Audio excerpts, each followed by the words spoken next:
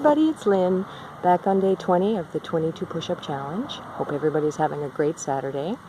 I wanted to pick up where I left off a little bit yesterday and talk a bit more about chronic pain and our combat veterans. Chronic pain is a constant in terms of, over the years, what our combat veterans have had to deal with, one of the larger issues they've had to deal with upon their return home. And a lot of really good work is being done on pain management these days. I mentioned a few things yesterday, particularly governments, not just independent researchers and agencies, but governments and universities looking at the treatment of pain with non-medicinal strategies, or a combination of non-medicinal and medicinal, and I think that's really great. But this is, really in the last, I'd say, from the reading I've done, maybe 10 to 15 years, really started to gain momentum, the non-medicinal approaches to pain management, and recognition of the levels of chronic pain, particularly with our combat vets when they return home, and the devastation in all parts of that combat veteran's life and their families' lives when it is present. Often pain has been treated with opioids. It's a very common way to treat pain with, morphine derivatives, dilaudid, hydromorphone, codeine sometimes, very, very common. There are other drugs used as well, prescribed, and that's what I'm talking about right now, prescribed drugs. However, as I mentioned yesterday, these things are really only a short-term solution.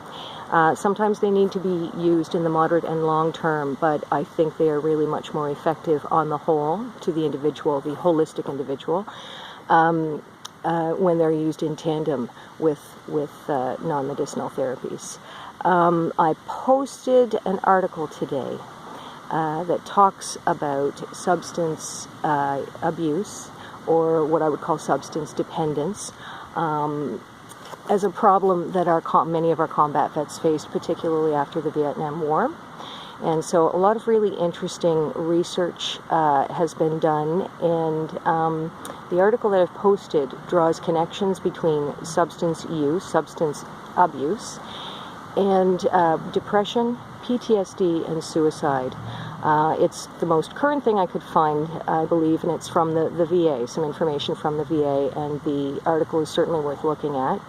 I also posted an old folk song, Sam Stone. It was written in 1971 by John Prine, an American folk singer-songwriter. And Sam Stone is probably the saddest, most heartbreaking post-combat song that I have heard in terms of the things that our veterans go through in relation to the pain that they are feeling. And I'm not just talking about physical pain or the invisible physical pain that things like shrapnel may cause, but the emotional pain, the social isolation, this kind of thing that can be very, very devastating, not just to the individual, but ripple out into all aspects of his or her life. So just a couple things of interest up today, and I think that this is a really big topic, so when I hit Challenge 2.0, I will be addressing substance dependence again, and try to find some more information that is informative and really, really helpful to people, both combat veterans and their families, as well as their supporters. So that's my blurb for today, and I'm going to do my best to do my 22 push-ups all in a row. I'm back in my backyard again, and my surface is a little more level, so we'll see what happens. And here I go. Okay.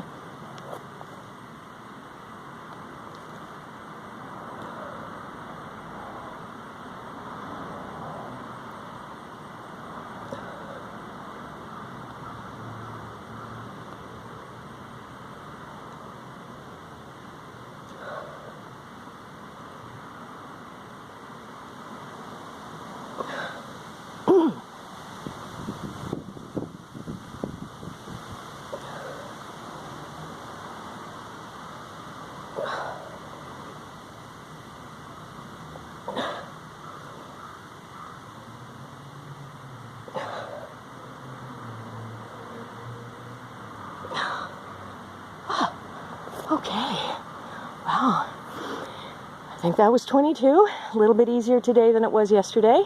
Still a challenge for me, but happy to keep on keeping on. Huge shout out again to my nominees. You guys are doing a great job. Thanks for all your hard work, keeping the conversation going. Thanks everyone else for listening, sharing the vids and articles, and being part of the big conversation as well. See you tomorrow for day 21. Have a great Saturday, everyone.